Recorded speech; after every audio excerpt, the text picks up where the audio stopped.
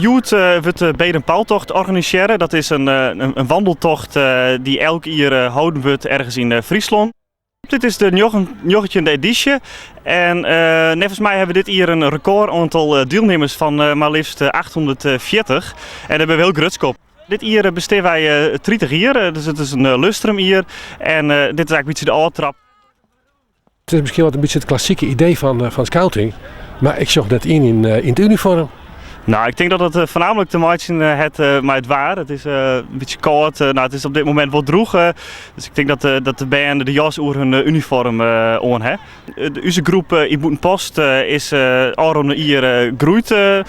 En volgens mij is dat ook maar andere groepen hier in de provincie. We doen fuelmaatje, constructies bouwen van hout, creatieve dingen. Wat echt iets typisch scouting is, dat is hiken. Dat ik hoorde een soort speurtocht erin.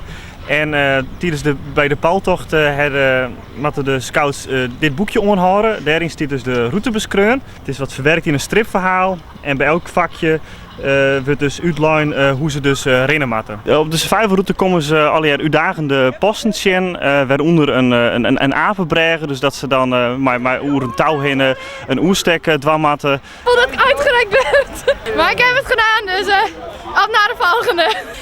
Eng, maar het was wel leuk. Er hangen hier een paar winterbanden en daar mogen jullie overheen klauteren.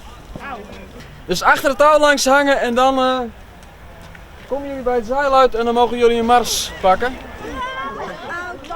Ja, het was moeilijk. Je kon er gauw afvallen en je kon makkelijk in het water vallen. Nou, zo nu dan kon je er niet langs zetten door stekels. We zijn nu bij het slot van Vinkleerster, Vogelzangstaten. En een deel van de route gaat terug het bos. Dit is een drinkpost, daar krijgen de deelnemers wat te drinken. Extra lekker! Extra lekker!